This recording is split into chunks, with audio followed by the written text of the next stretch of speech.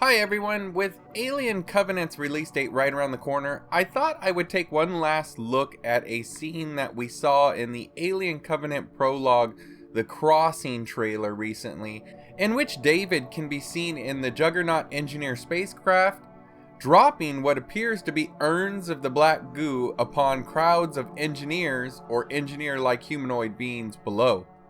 This scene is likely to be an important part of the movie, so I'd like to try and analyze it further and see if we can come up with some valid theories and ideas as to why David would be doing this. First off, one thing is important when looking at the scene is the people on the planet.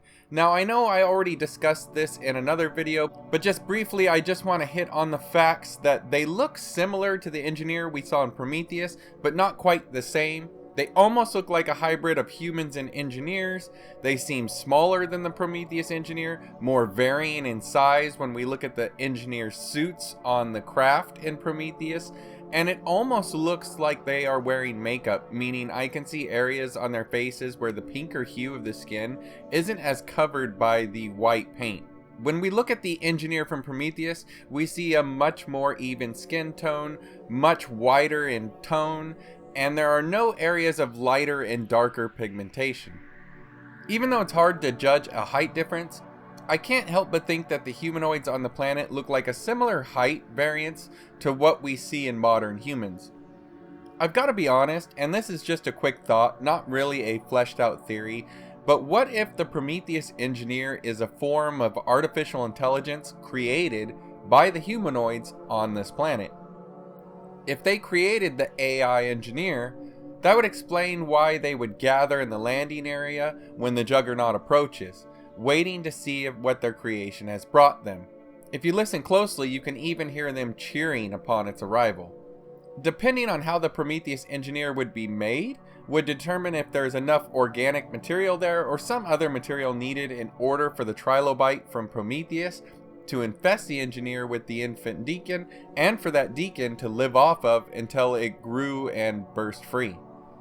Either way, I'd sure like to see if the movie explains why they look different, yet still similar. I think that a more likely theory is that the engineers either created these humanoids, or they have possibly done some genetic modifications on them, but Ridley Scott has said that AI is central to the entire story, and I haven't heard any theories that involve alien artificial intelligence, and that may account for the design of the engineer that we saw in Prometheus. Of course, the other option is that the Prometheus engineers are just genetically altered versions of the people that we see on the planet, perhaps changed for spaceflight and/or war. Another thought of mine here is that the Prometheus engineer and the humanoids on the planet in Covenant are of the same family tree, and I would include humans into that tree as well. All three look similar because they may have a common ancestor or creator. I think this works if the engineers made humans or not. We still don't have any confirmation pre-Covenant that engineers made us anyway. All we have so far for evidence of them making the humans is the maps in the caves pointing to LV-223 and the DNA match, but the cave paintings say nothing about creation, and the DNA match could just as well point to the same creator using the same DNA, but activating different genes to get different results. For that matter, the xenomorph, the neomorphs, and the deacons could all use the same DNA as the engineers and humans and just have different genes activated, but it seems like that might be a stretch as they are similar but quite different at the same time. I can't help but think of the original Alien in the first movie of having a human skull in its head. We did hear a while back too that there may be a race of aliens above the engineers that are seeding life throughout the universe, or possibly even doing this multiversally. Perhaps they are the ones responsible for all the life in the aliens universe. If so, there is still room for their creations to make other creations as well. Ridley has talked about the cycle of creation, rebellion, and punishment when talking about Prometheus. Now back to David, and why would he bomb the inhabitants on the supposed home planet of the engineers in the first place? Well, first off, in the next movie, Alien Awakening, which happens to be a prequel of Covenant and take place between Prometheus and Covenant, at least that's what we've heard so far, then we may not know in Covenant why this bombing takes place. It may be covered in Awakening.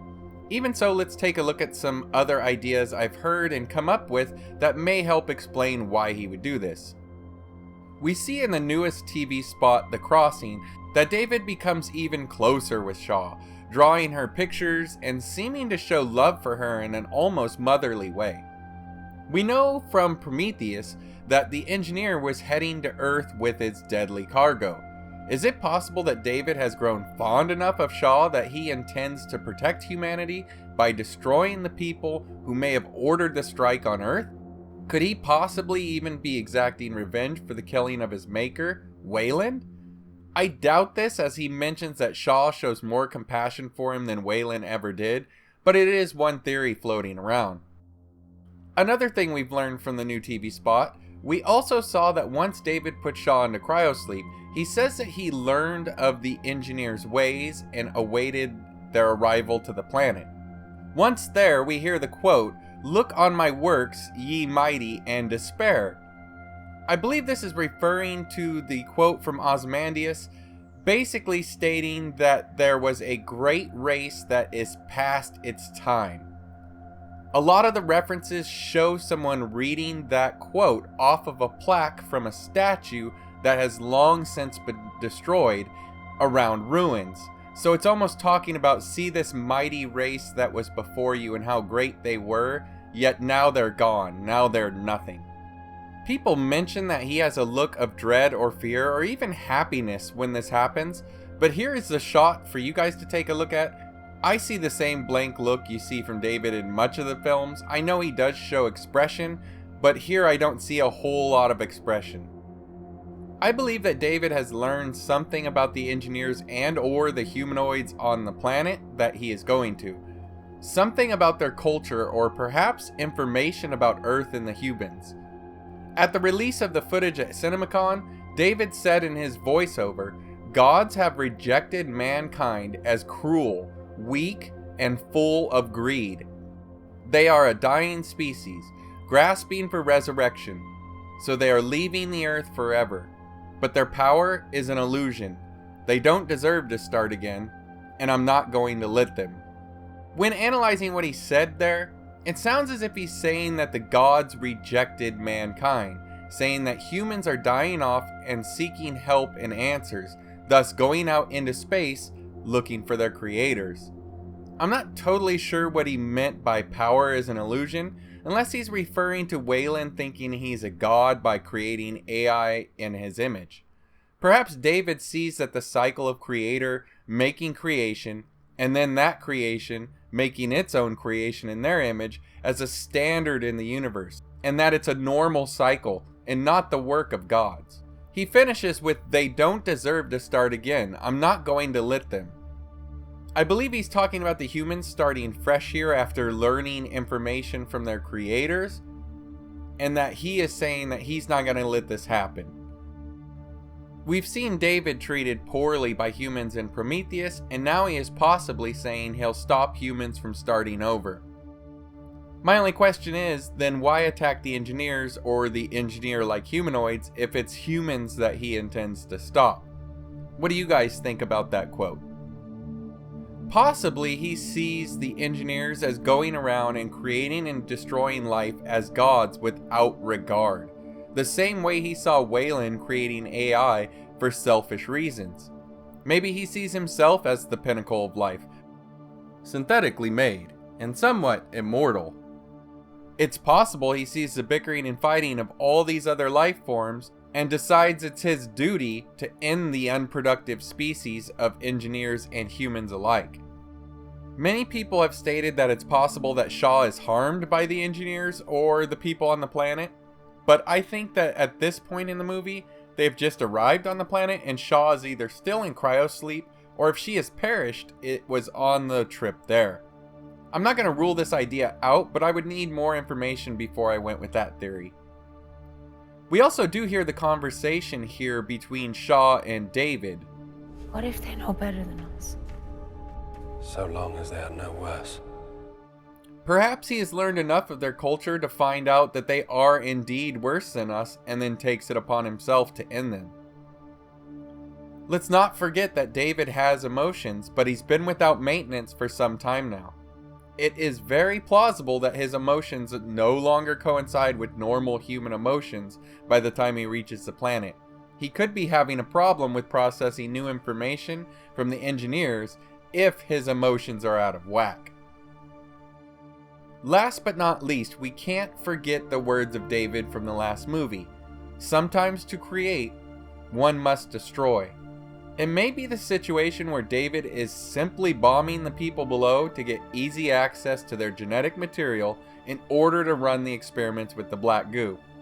The bombing itself may simply be an experiment on how the goo reacts in weapons form on the life below. We did see David experiment on Holloway and Prometheus, and even though Holloway treated him poorly, it shows the lengths that David will go to in order to learn more about the mysterious black goo. All in all, who really knows? It's a lot of speculation right now. The movie is right around the corner, so we're all gonna know soon enough. In the meantime, I'd love to know what you guys think. Why is David dropping the urns on the crowd below? I can't wait to hear your guys' theories on this. Take care, guys, and I will see you next time.